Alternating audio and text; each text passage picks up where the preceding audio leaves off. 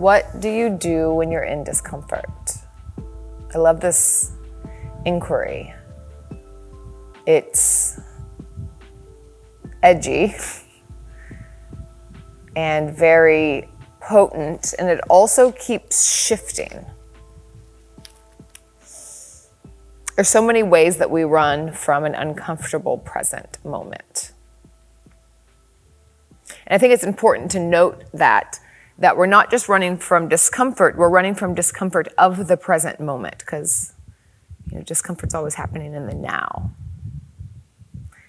So we run from the now, and we can ruminate in the past, and we can fantasize about the future. We go into a zillion different types of trances.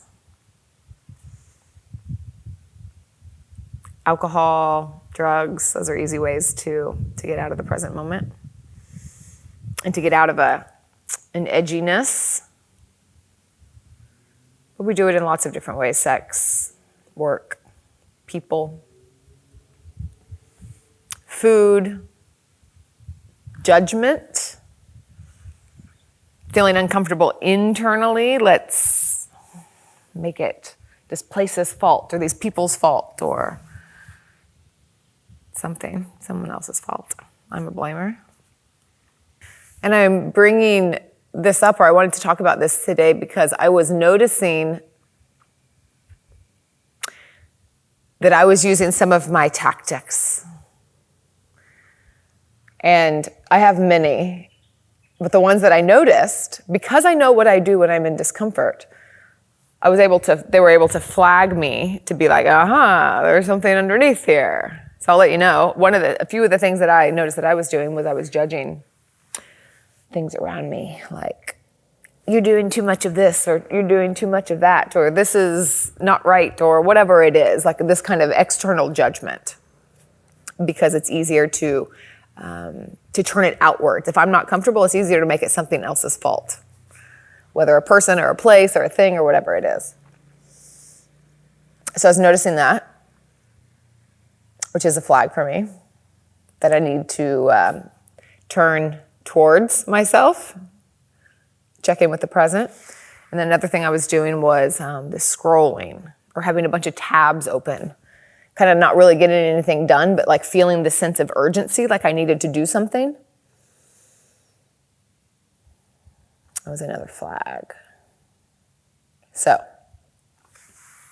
what are you doing when you're in discomfort? Those are a few things that I do. And then why the discomfort is the next question. What do you do? And then why? Not why do you do it? We know why we do it, because we're seeking ease, we're seeking soothing. But why the pain? Why the discomfort?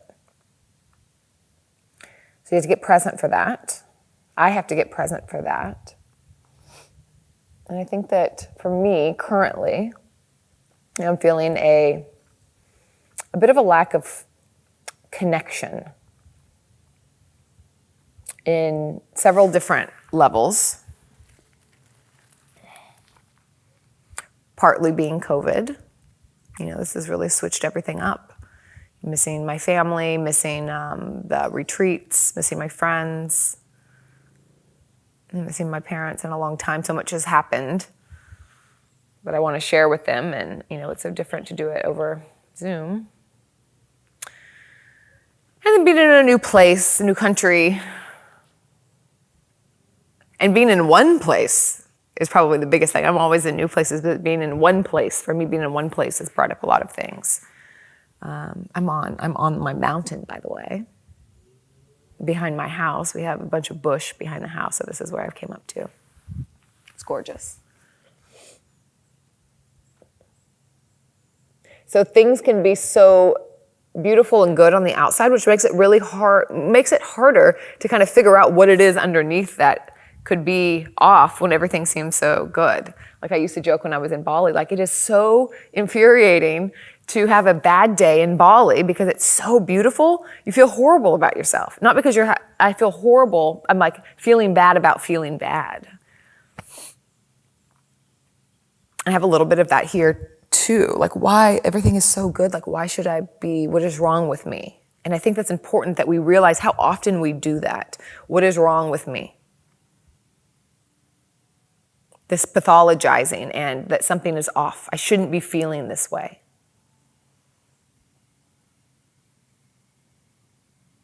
Not allowing our experience is pushing it away. I really have a tendency to do that. I'm like, no, do not want to feel that right now. And if I do feel it, should not be feeling this right now. So in Buddhism, they call this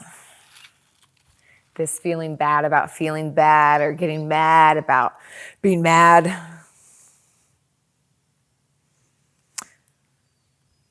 Being anxious about being anxious. Anyone? They call this the first and second arrow. So the first arrow is what happens. I'm feeling bad. It's the actual. It's the objective. I'm feeling lonely. Maybe that's what it is. Let's go with that. I'm feeling lonely. And then the second arrow, which is not necessary. The first one is necessary because it's reality. That's actually what's happening. The second one is not necessary. That's the, our inner judge saying, you should not be feeling lonely, girl, or you should not be feeling sad. We get our judge involved, and that's the second arrow. So, ow. That part is the avoidable one, if we can catch it. But the more that we notice that that's happening, it's like, okay, so what's happening is that I'm feeling disconnected, I'm feeling lonely. And when we can allow that feeling, whatever it is, you insert your feeling, your discomfort. Can you make space? Can we make space to allow it to be there? An emotion has to pass through us. It's there to give us some tips, to give us some hints, to maybe ask us to adapt. They're adaptive messengers. So my loneliness is telling me, how can you connect? Maybe that's, I need to reach out to someone. Maybe I need to, spend a day of self-care with myself. Whatever it is. But that emotion, were that emotion not there,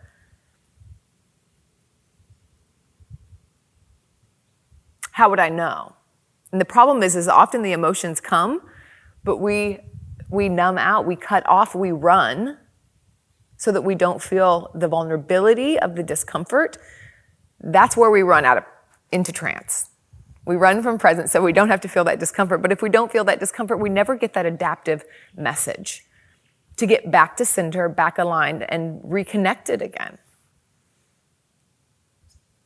So this is kind of multi-layered. We need to know what we do when we run. How do we run from presence? How do you run from discomfort? When you know that, you can come back to present and say, what's going on? Ask yourself, what's happening here? And then once you can connect to that and understand what is going on, how do you make space for that? How do I make space for that? Often, my first reaction is like, no, I don't have time for this. Or I shouldn't be feeling this way. Or I don't have a right to be feeling this way. It's a big one. Comparative suffering. I shouldn't be feeling this way because I have it so good and other people, have it so bad. Comparative suffering is very damaging. That takes away our ability to allow ourselves space to feel what we need to feel, because our feelings are valid and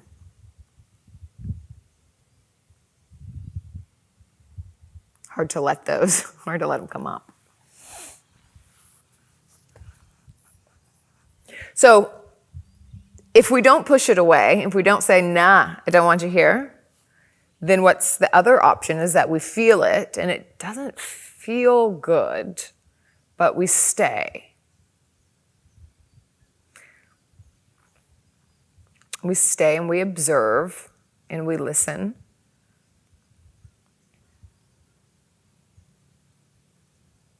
I think this is so much of what our meditation practice is about listening, staying, in the present moment. And it's edgy and it's uncomfortable.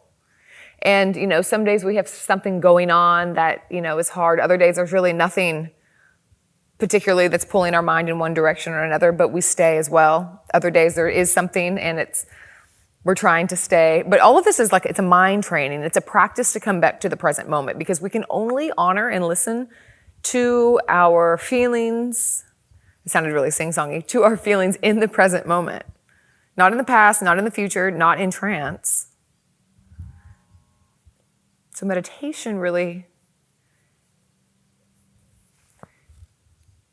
helps us carve out space, create space to listen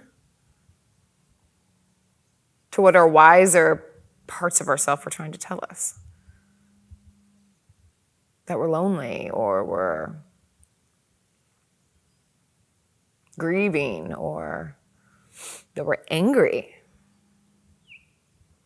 So one more inquiry that I really like, that I think is interesting, if you're willing to go there with me, is what emotion, I get this from Tara Brock, what emotion are you most unwilling to feel? Because that's often the one that we're running from. So if of all the emotions, that's the one you do not want, what is that? Anger, grief, unworthiness. Because those are the ones that we run from the most. I think it's Pema Chodron that talks about simmering, and how much medicine there is in simmering and allowing ourselves to feel uneasy emotions, because it is practice. It's a practice in presence and a practice in being able to create space for them to do their job, really. This is what they were, they've evolved to help us adapt and move a little bit more this way or a little bit more this way, and reach out for connection or reach in for connection.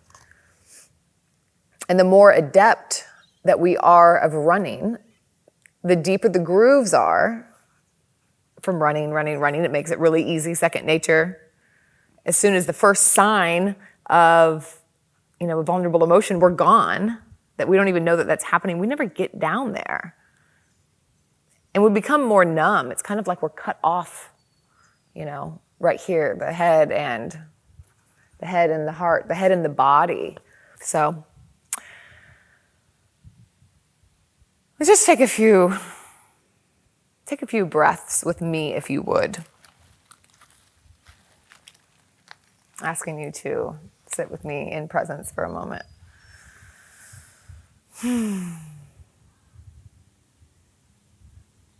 I was listening to Josh Corda earlier, and he was talking about what's so important is that it's so important that we have a disclosure to other people about how we're feeling. Because when we have anxiety, we don't only have anxiety about ourselves, but we have anxiety around, do other people know I have anxiety? It's like this double arrow thing. We're managing all these different things. So disclosure is so important. And that makes me think about how disclosure to ourselves, we have to disclose it to ourselves first. So when I can be honest with myself about how I'm feeling, and then I can share that with somebody that I trust, or in my case right now, well, I'm just sharing it. I'm just sharing it out there, really blasting it. And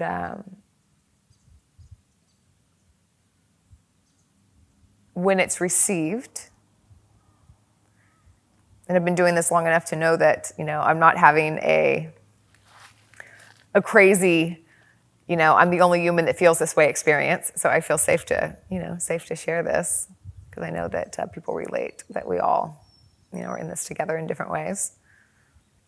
It humanizes something that feels like in the beginning it ostracizes. So when we don't feel connected, we feel other than, we feel different than, separate from. But when we remember, when we share, it's like, okay, I'm doing this human thing. This is how my human's coming out. And then all of a sudden that ostracization turns into connection. So close your eyes down.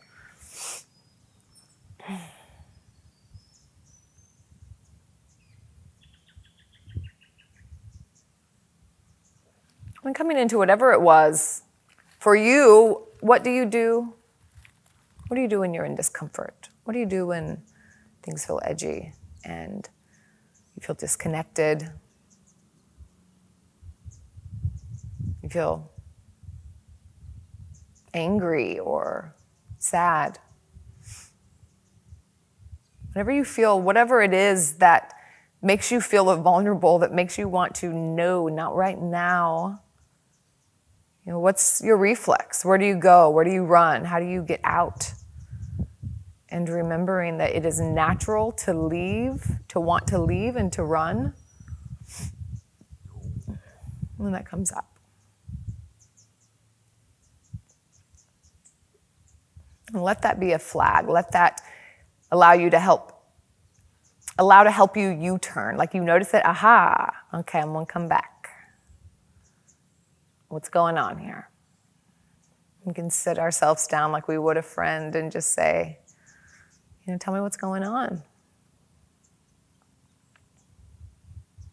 And maybe create some space and let that, your truth, that sensation, that emotion, that message arise. And see what it has to say.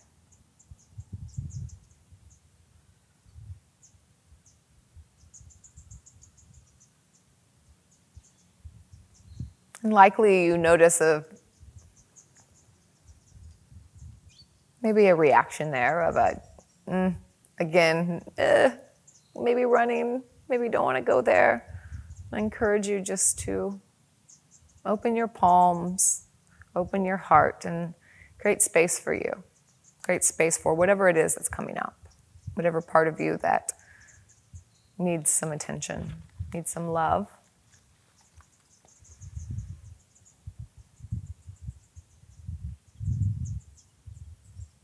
We really want to turn from running to welcoming. It's a practice. From running to welcoming.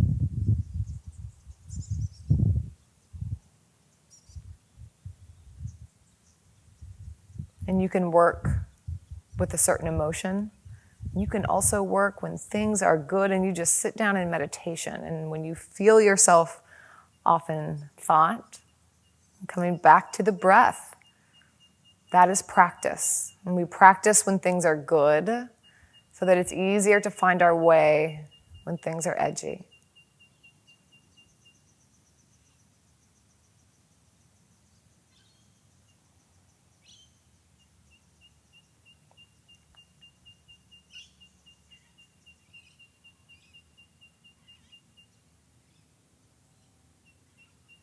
Honoring space, stillness.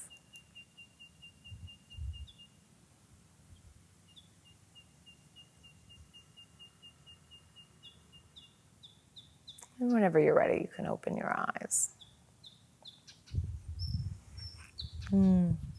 Thanks for listening. Sitting with me for a moment.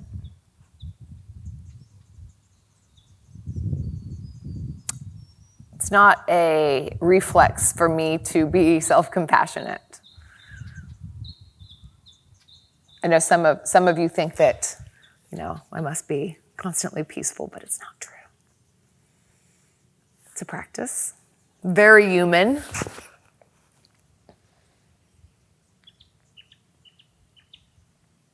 And we're just all in this together, doing this together. So thanks for listening. I have Emerge coming up in a little over a month. And we'll take off, looking underneath all of our masks and our layers and seeing what emerges, seeing what comes out of all the things that we put on top of us. It's a beautiful exploration. So if you're interested, reach out. Also have a teacher training with Jack St. Pierre. One's going on right now. It's so much fun. And then we'll be doing another one in October. So if you're interested in that, then yeah, check that out. So, all right.